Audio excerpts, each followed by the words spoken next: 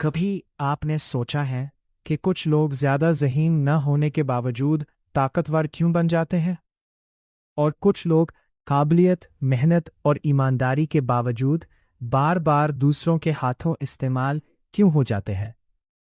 Robert Greene की किताब the 48 laws of power एक ऐसा खेल दिखाती है जो हमारी आंखों के सामने खेला जा रहा होता है, लेकिन हम अक्सर इसके रूल्स देख ही नहीं पाते।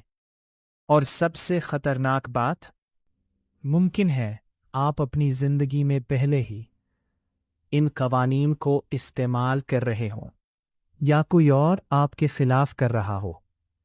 आज हम सिर्फ 48 कवानीन की फहरिस्त नहीं देखेंगे, बल्कि समझेंगे कि इस किताब का असल पैगाम क्या है, ताकत कैसे बनती है, कैसे ख़त्म होती है, और सबसे बढ़कर आपको किन चालों से खुद को बचाना चाहिए।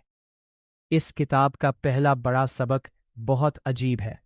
अगर आप अपने से ताकतवर शख्स को मुसलसल कमतर महसूस करवाएंगे, तो आपकी काबिलियत ही आपके खिलाफ जा सकती है। कानून नंबर 1 का बुनियादी तसव्वुर यही है कि अपने सुपीरियर को गैर ज़रूरी तौर पर ओवरशैडो ना करें।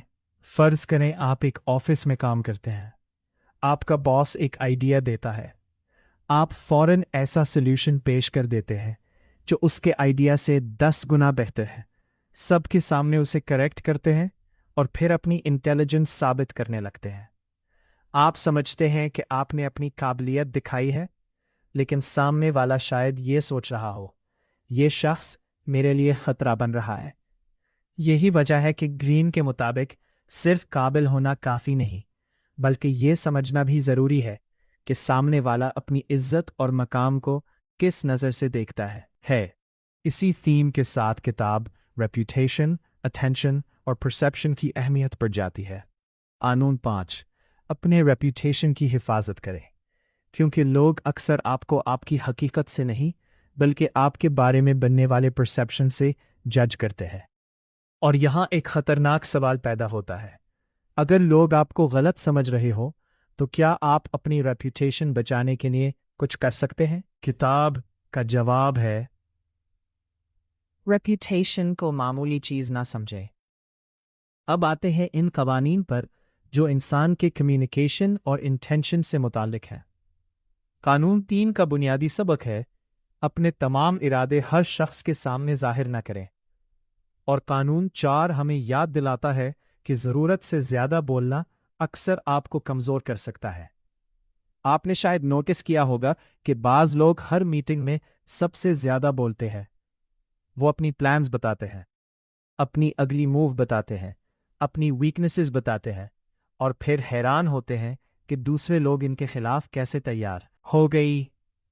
खामोशी का मतलब ये नहीं कि आप कमज़ोर हैं। कभी कभी खामोशी दूसरों को बोलने पर मजबूर करती है, और जब दूसरा शख्स ज़्यादा बोलता है तो वो अपने बारे में ज़्यादा इन्फॉर्मेशन भी दे देता है।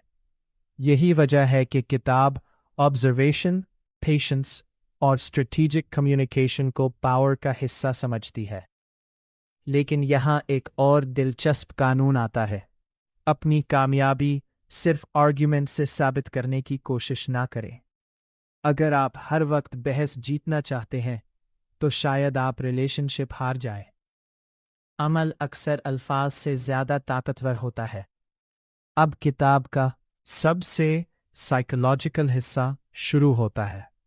ग्रीन बार बार ये दिखाते हैं कि इंसान सिर्फ लॉजिक से फैसले नहीं करते। हमारी ख्वाहिशात, ईगो, इनसिक्योरिटी, एम्बिशन, खौफ और सेल्फ इंटरेस्ट हमारे फैसलों पर असरअंदाज होते हैं। कानून 13 का बुनियादी सबक है, जब किसी से मदद मांगो तो सिर्फ ये ना कहो कि मेरी मदद करो, इसे ये समझाओ कि इसके लिए भी इसमें फ़ायदा क्या है। ये इंसानी साइकोलॉजी का एक बुनियादी असूल है। लोग अक्सर इस बात में ज़्यादा दिलचस्पी रखते हैं कि उन्हें क्या मिलेगा। इसी तरह कानून 13 का तसव्वुर है कि हर इंसान के अंदर कुछ साइकोलॉजिकल प्रेशर पॉइंट्स होते हैं। किसी के लिए रिकग्निशन अहम है, किसी के लिए पैसा, किसी के लिए इज्जत, किसी के लिए कंट्रोल और किसी के लिए अटेंशन। लेकिन यहाँ किताब को समझने का एक बहुत अहम तरीका है। इन प्रिंसिपल्स को दूसरों को मैनिपुलेट करने के लिए नहीं, बल्कि मैनिपुलेशन पहचानने के लिए भी इस्तेमाल किया जा सकता है। अगर कोई शख्स अचानक आपकी ईगो को बहुत ज़्यादा बूस्ट करे, अगर कोई आपको वो चीज़ ऑफ़र करे जिसकी आपको शदीद ख्वाहिश है, तो एक लम्हे के लिए रुक कर सोचे, उस शख्स को मुझसे क्या चाहिए?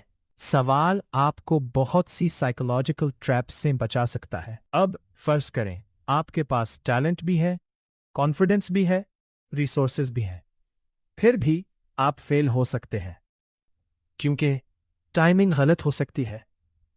कानून 35 का बुनियादी सबक है, सही वक्त को पहचानो। कभी सही फैसला भी गलत वक्त पर किया जाए तो नुकसान बन जाता है। इसी तरह कानून 23 हमें अपनी एनर्जी को कॉन्सेंट्रेट करने का सबक देता है। अगर आप बेक वक्त 10 डायरेक्शंस में भाग रहे हैं तो शायद आप किसी एक जगह भी मीनिंगफुल प्रोग्रेस ना कर सकें। और कानून 39 का बड़ा सबक है, किसी मूव से पहले इसके पॉसिबल कॉन्सिक्वेंसेस के बारे में सोचो। यानी सिर्फ ये ना सोचें मैं ये हासिल कैसे करूं, बल्कि ये भी सोचें अगर मुझे ये मिल गया तो इसके बाद क्या होगा। यही डिफरेंस है एक इम्पल्सिव शख्स और स्ट्रेटेजिक शख्स में। एक शख्स सिर्फ अगला कदम देखता है, दूसरा पूरा रास्ता देखने की कोशिश करता है। और यही वो जगह है जहां किताब का एक और पावरफुल कॉन्सेप्ट सामने आता है। कानून 28 के मुताबिक एक्शन में गैर ज़रूरी हेजिटेशन खुद एक वीकनेस बन सकती है। यानी स्ट्रैटेजी का मतलब बुज़दिली नहीं, पहले सोचो फिर फैसला करो, और फैसला हो जाए तो कॉन्फिडेंस के साथ अमल करो। अब तसव्वुर करें आप कामयाब हो गए, आपके पास पोजीशन है, लोग आपको रिस्पेक्ट करते हैं, आपकी इन्फ्लुएंस बढ़ रही है। यहां सबसे बड़ा खतरा क्या है? Over confidence. कानून 47 का बुनियादी सबक यही है कि विक्ट्री के बाद भी अपनी हद पहचानना जरूरी है। बहुत से लोग इस वक्त तबाह होते हैं जब वो जीतने के बाद भी मजीद मजीद और मजीद चाहते हैं।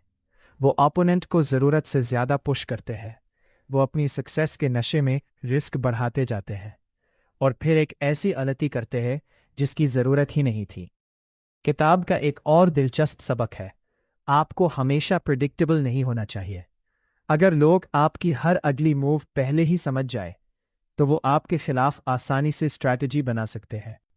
इसका मतलब कियोस पैदा करना नहीं, इसका मतलब है कि आप दूसरों को अपने एक्शंस पर मुकम्मल कंट्रोल ना दें।